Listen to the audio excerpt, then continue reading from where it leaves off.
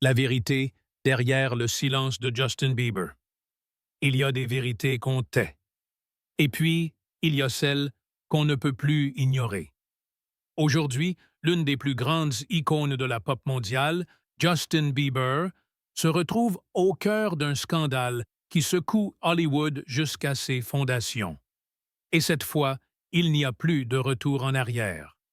Tout commence avec une image.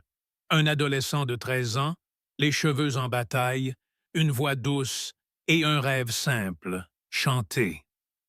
YouTube propulse Justin sur le devant de la scène et très vite, les requins de l'industrie flairent le jackpot.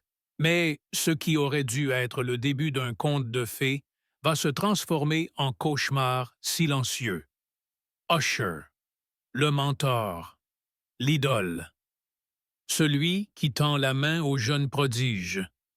Mais ce que personne ne savait à l'époque, c'est que cette main était elle-même guidée par une autre, plus sombre, plus puissante, celle de Sean Diddy Combs.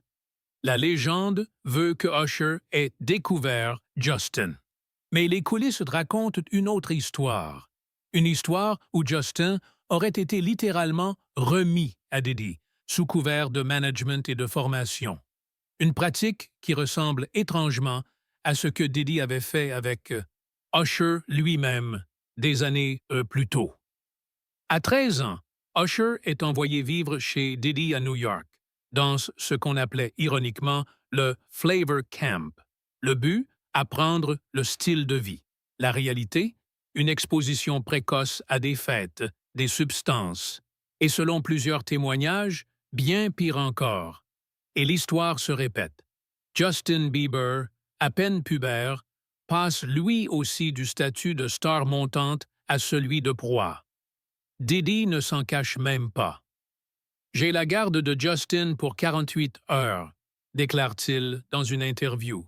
Un rêve de gosse, selon lui. Une phrase qui résonne aujourd'hui comme un sinistre présage. Les signes apparaissent, mais personne ne veut les voir. Justin commence à perdre pied. Les crises d'angoisse, les concerts annulés, la consommation de drogue et surtout ce regard vide, fatigué. À plusieurs reprises, il tente d'en parler, mais chaque fois, l'industrie le ramène au silence. Il essaye d'alerter. Il pleure en parlant de Billie Eilish, disant qu'il ne veut pas qu'elle vive ce qu'il a vécu. Il sort Yummy, un clip cryptique où des enfants sont servis comme des plats. Le message est là. Codé. Désespéré. Mais personne ne répond. Diddy est sous le feu des projecteurs, cette fois en tant qu'accusé. Cassie, son ex, brise le silence. Elle parle de freak-off, de vidéos, de manipulation, de drogue. Elle parle d'un réseau. Et dans les rumeurs, un nom revient. Justin. Est-il une victime? Un témoin? Les deux?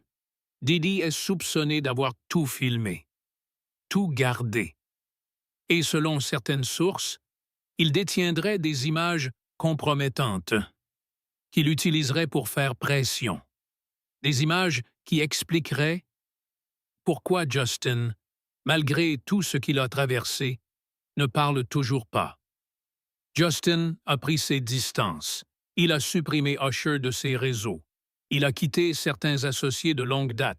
Et lorsqu'on lui pose des questions sous serment, il répond « Je pense que Usher a été néfaste à ma carrière. » Derrière cette phrase froide se cache peut-être l'un des plus grands secrets de l'industrie musicale. Un système où les enfants sont sacrifiés sur l'autel de la célébrité, où les abus sont couverts par des hits et des trophées. Le procès commence. Et selon plusieurs journalistes proches du dossier, Justin pourrait être convoqué. S'il parle, ce ne sera pas seulement Diddy qui tombera. Ce sera tout un empire bâti sur le silence, les flashs et les cris étouffés. La vérité ne peut plus être cachée. Et toi, maintenant que tu sais, que vas-tu faire? Clique, partage, parle. Parce que parfois, une vidéo peut briser une omerta.